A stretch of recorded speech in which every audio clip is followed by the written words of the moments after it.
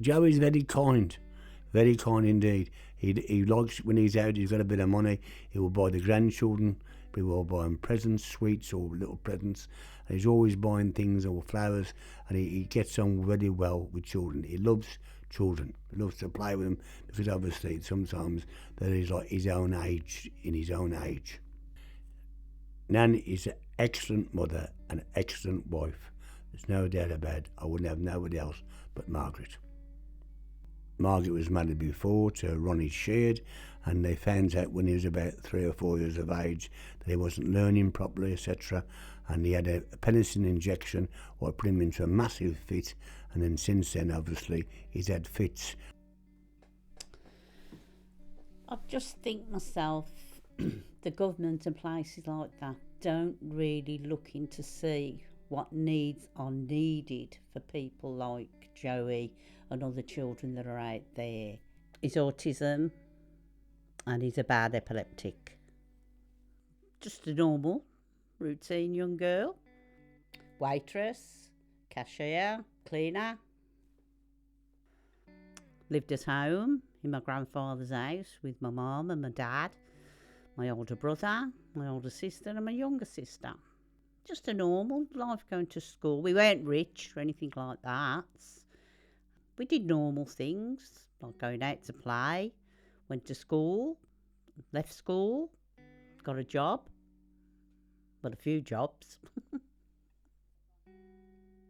In 1964, I was walking up the road and he started whistling and was saying, "What are you doing tonight?" And I just walked past. Janet Moss and sister. He was 13 when I was born. Considering what Grandad took on, it must, again, I don't think he probably realised just to the extent of the severity of Joey's condition. So I think he's managed well throughout the years. He's probably got frustrated as well. Not really a lot physically, more so mentally than physically. His mind is roughly a third of his age, what he is now. Joey's conditions are he's obviously got the mind of a child about 8 and 9. He can't really dress himself properly, and also he can't speak properly. As reading and writing is concerned, it doesn't exist. He can write Joey on the Christmas card or a birthday card, and that's about it. Because there's always something to do, no matter what.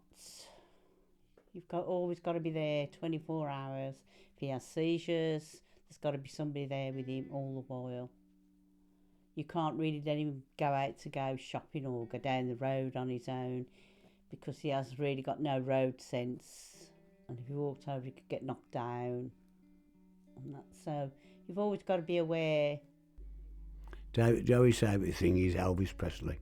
He likes old movies. He sits there and watches. He don't really understand them, but he gets the gist of them sometimes.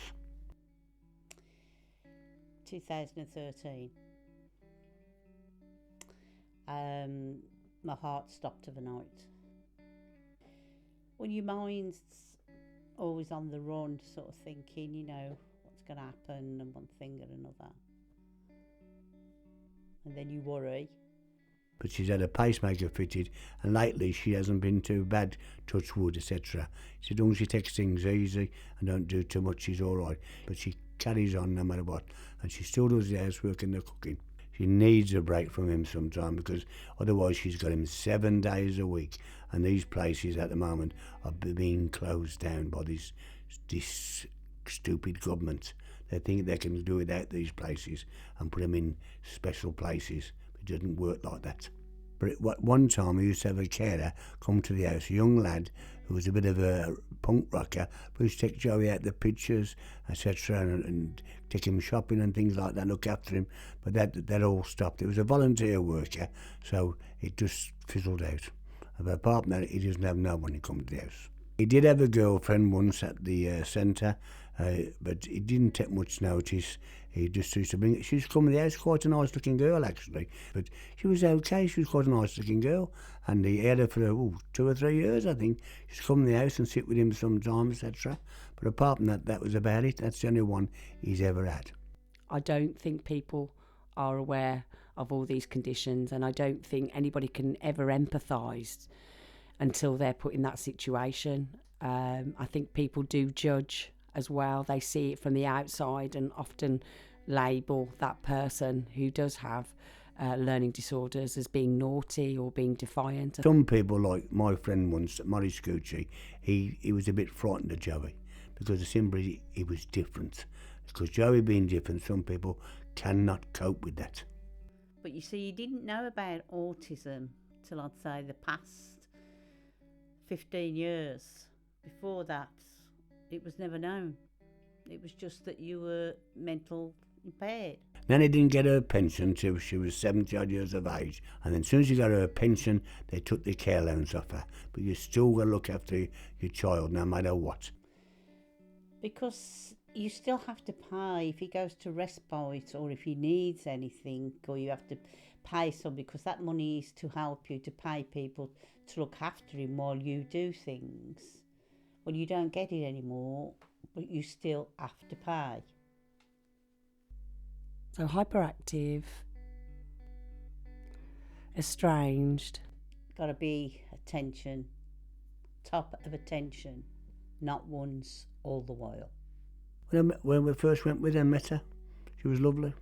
And Nan's always been a nice looking lady as well. And she's a very, very kind lady. Too kind someone. Heart as big as gold. She'll give her last penny to the children. If I said to give us a 10 out of your purse, that's all she got left, she would give it me. Any money in her purse, she would give you the whole lot. She wouldn't worry about what got no money left, she would give it you.